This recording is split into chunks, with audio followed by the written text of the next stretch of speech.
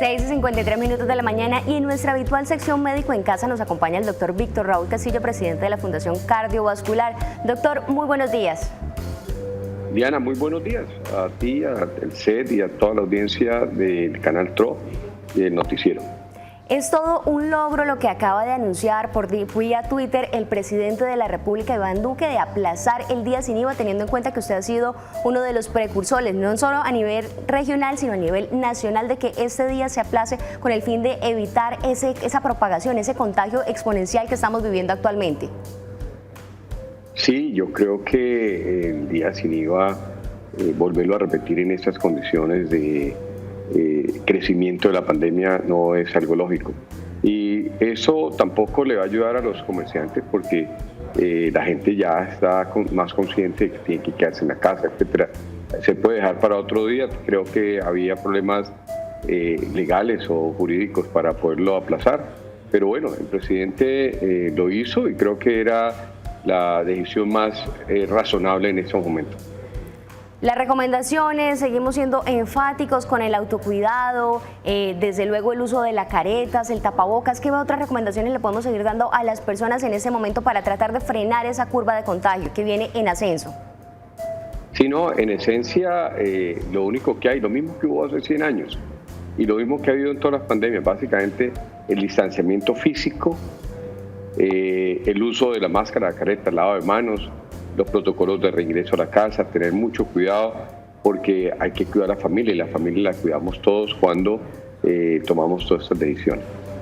Si bien es cierto, no se tiene una fecha exacta y es difícil calcular en qué momento va a pasar todo eso y las personas van a poder regresar a su cotidianidad, ¿qué expectativa podríamos llegar a tener según los cálculos de los epidemiólogos aquí en Santander y desde luego en Norte de Santander?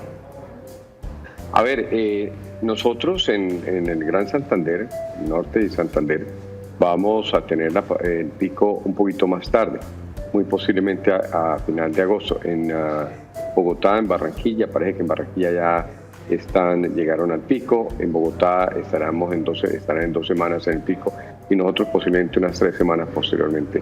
Así que nos toca seguir trabajando en cuidarnos, en hacer conciencia social en este tema, para poder evitar que el número de muertos y se desborde sobre todo la capacidad hospitalaria. Ese es el foco principal, no desbordar la capacidad hospitalaria. Bastante se habla sobre el pico de la pandemia y usted lo acaba de mencionar, pero en sí, ¿qué es? ¿Es que ya no tengamos capacidad en camas UCI o qué es para nuestros televidentes, doctor? No, el pico es el momento en el cual llega la pandemia en un momento, en un sitio determinado, al máximo de contagio y al máximo de muertes. Y el máximo de muertes depende mucho también de la capacidad hospitalaria que tenga. Si no hay hospitales, si no hay camas de cuidado intensivo, esta capacidad o esta mortalidad aumenta en forma considerable porque no van a tener esta ayuda, como pasó en Ecuador. En Ecuador llegó el pico y sobrepasó la capacidad hospitalaria y hubo muchísimos muertos que no pudieron, o muchísimos seres humanos, ser atendidos en los hospitales. También ocurrió en Italia, en el área de Bérgamo.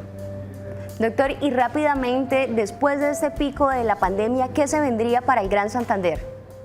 Bueno, el problema es que las curvas de infección en las pandemias son muy características. Viene un primer pico, cae en 2, 3 meses, después viene un segundo pico y hasta un tercer pico.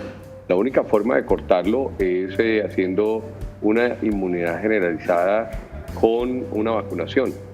Ya hay muestras y estudios que han demostrado que las vacunas van por buen camino, pero tanto la OMS como el Gobierno Nacional, como los diferentes entendidos en el tema de vacunas, dicen que no la vamos a tener en el mejor de los casos en Colombia para que usted o todos nosotros, yo me vacune antes de un año. Así que en un año va a haber mucho de coronavirus y parece que vamos a tener coronavirus para toda la vida y nos va a tocar vacunarnos permanentemente y va a estar entre nosotros. Doctor Víctor Raúl Castillo, gracias por acompañarnos en el día de hoy en Oriente Noticias, emisión 6 AM. Bueno, no, a ustedes muchas gracias y cuidémonos todos, trabajemos de la casa, seamos productivos, tengamos resiliencia, que es lo único que tenemos para poder sobrepasar esta época tan difícil para todos.